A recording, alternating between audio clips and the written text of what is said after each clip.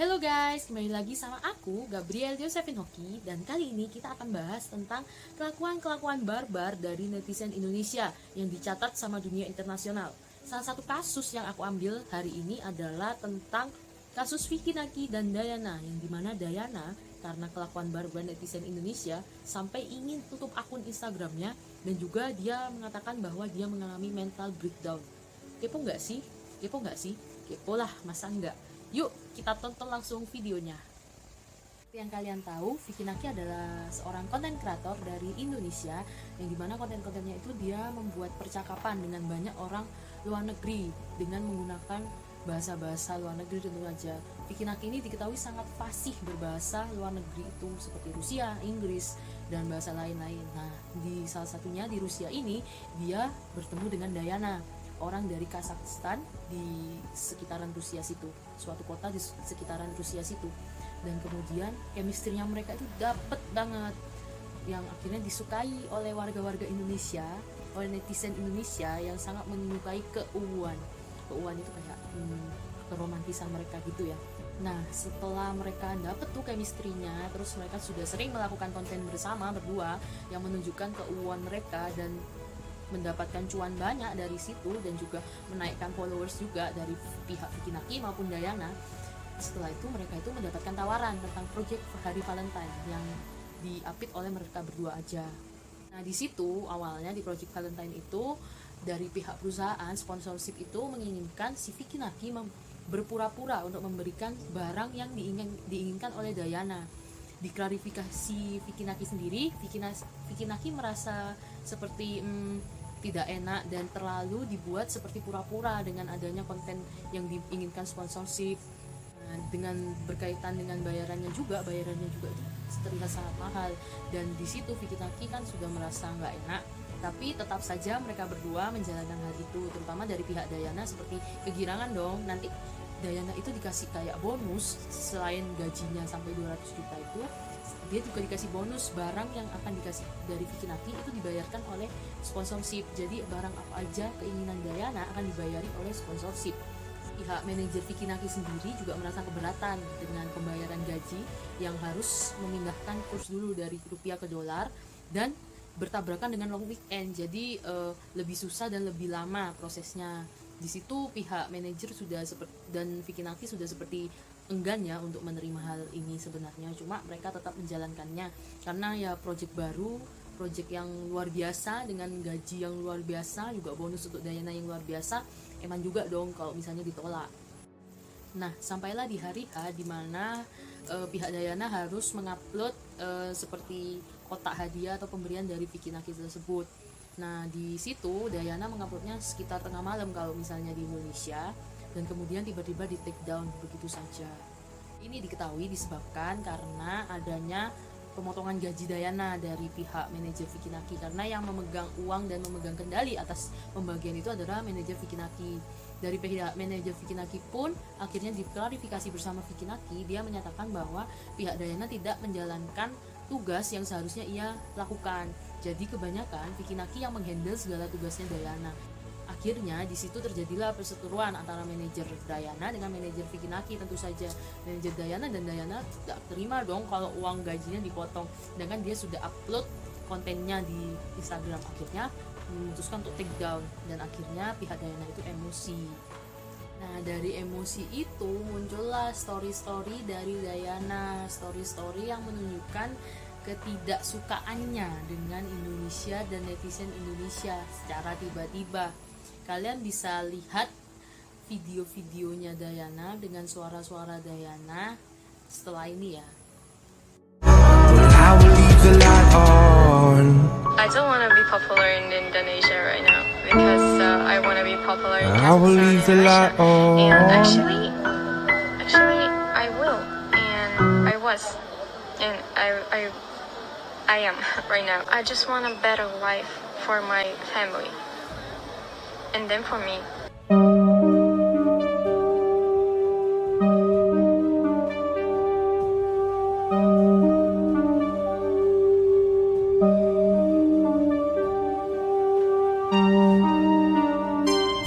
when you go to Indonesia? Actually, I wanted to go Indonesia. Then after all the hate, I was thinking that I don't need that. I will be more popularity in Russia, and right now I will waiting for a famous blogger from Russia. So maybe why I don't even care about my popularity, because I have so much popular bloggers around me. So I know that they will supporting me. And people who write like unfollow Diana thinks that I will lost more followers. It doesn't matter for me, because I want our dance from Russia and something with these countries. Indonesia is matter, but if Indonesian don't love me, why I should get worried about it? I actually do some stuff, and I actually will be more popularity in Russia and Kazakhstan, and it will be more better, yes, for me, because I will understand them and they will understand me, and of course for advantage it will be better because I live in Kazakhstan. Nah, setelah kalian lihat video tadi, kalian merasa panas gak? Aku sendiri merasa panas sih dengan komentar-komentar Diana tentang Indonesia yang mengatakan dia tidak butuh Indonesia dan dia akan terkenal dengan warga-warga Rusia. Padahal kemarin-kemarin yang membesarkan nama dia adalah Vicky Naki dari Indonesia, dan juga karena keuangan dia akhirnya di-follow oleh banyak orang di Indonesia. Kalian sudah tahu kan, Indonesia banyak banget orangnya, dan pada akhirnya terpancinglah netizen Indonesia. Kayak aku juga terpancing loh, aku sempat terpancinglah netizen Indonesia, dan akhirnya melakukan unfollow dan report akun Instagram Diana sendiri. Nah, di awal followers Diana itu ada sekitaran 2,2 million followers, yang sangat banyak ya, tentu aja. Aku aja followersnya tidak sampai segitu. Nah, habis itu gara-gara mulut-mulut pedas netizen Indonesia, akhirnya followers Diana menjadi turun menjadi 1,7, 1,6, dan kemudian terakhir yang aku lihat followersnya hanya 1,1 million followers aja. Nah, di situ mungkin karena Diana memikirkan ketenarannya, dia pasti panik dong tentang followers yang turun, karena pasti jika followers turun secara drastis dari pihak Instagram akan menutup akun tersebut atau dinonaktifkan sementara. Jadi dari pihak Diana juga takut, dan akhirnya dia melakukan sempat melakukan permintaan maaf yang menurut netizen Indonesia, halah, itu cuma omongan belaka dan hanya untuk menaikkan followersnya dia aja. Nah, setelah ini aku akan liatin gimana jahatnya komen-komen dari followers kita netizen Indonesia. Kalian bisa lihat ya di sini.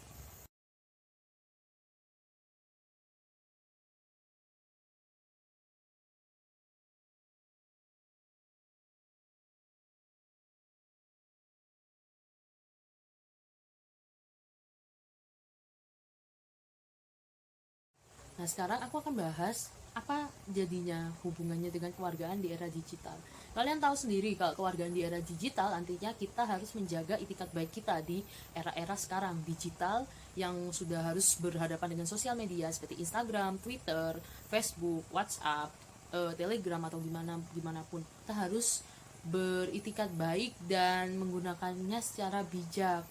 Tapi ternyata juga ada yang menggunakannya untuk membenci seseorang, untuk menurunkan popularitas seseorang. Salah satunya ya tentang Diana ini. Memang kalau dilihat dari dua perspektif dari netizen Indonesia, mereka akan mengatakan itu memang salah apa yang dikatakan oleh Diana. Apa yang dikatakan oleh Diana seperti mengejek orang Indonesia kayak mereka itu hanya dipandang seperti semut netizen Indonesia ini, tidak ada apa-apanya menurut Dayana.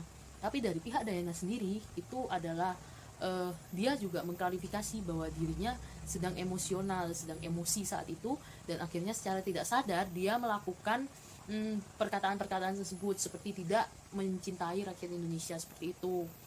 Dan ada juga yang dia katanya sih setelah kebencian itu dia tidak ingin datang ke Indonesia. Dan aku pernah juga lihat ada komentar yang mengatakan, ngapain juga ke Indonesia, emang kamu diterima? Itu kalau misalnya Dayana tahu tuh artinya mungkin bakal lebih sakit hati sih, tapi mungkin kemungkinan sih tahu ya. Nah, dampaknya juga bagi Dayana dikatakan bahwa dia mengalami mental breakdown dan sempat mengunci akunnya. Padahal sebelumnya dia mengatakan jika dia akan nonaktif dari Instagram. Ternyata nonaktifnya maksudnya adalah mengunci akunnya sementara. Setelah itu dari pihak manajer Dayana sendiri, sebelumnya akunnya sudah direport oleh netizen Indonesia juga, dan akhirnya nonaktif juga, nggak ada tuh. Kita cari manajer Dayana dulu nggak ada, sekarang udah ada. Dari pihak manajer juga mengatakan bahwa Dayana sedang mengalami mental breakdown dan merasa tidak diinginkan oleh siapapun. Dari situ kita bisa tahu kalau kekuatan kebencian dari komentar-komentar yang hanya di dunia digital bisa berdampak sangat besar terhadap mental kita. Jika dilihat-lihat ya, apa yang dilakukan oleh warga netizen Indonesia itu benar menurut kacamata netizen Indonesia, karena mereka melawan pembenci-pembenci negaranya. Akan tetapi jika netizen Indonesia semua beribu-ribu melawan satu atau dua orang saja, apakah itu fair? Apakah itu adil? Tentu saja tidak. Kalau misalnya dari Dayana itu seluruh pemerintah Rusia melawan pemerintah Indonesia, adil sih, cuma terjadi perang dong tentu aja. Tapi kalau misalnya dalam hate seperti ini, hate comment seperti ini, siapa yang sangka kalau misalnya hanya hate comment 1-2 kemudian berkembang banyak jadi 10, 100-an, ribuan, dan akan menyebabkan mental breakdown sendiri bagi pihak yang di hate comment ini. Gak sedikit artis juga yang sering mendapat hate comment, dan ya tidak sebanyak Dayana ini sih sebenarnya, cuma ada di Instagram para artis itu ada beberapa yang tetap ada hate commentnya meskipun artis itu tidak melakukan apa-apa.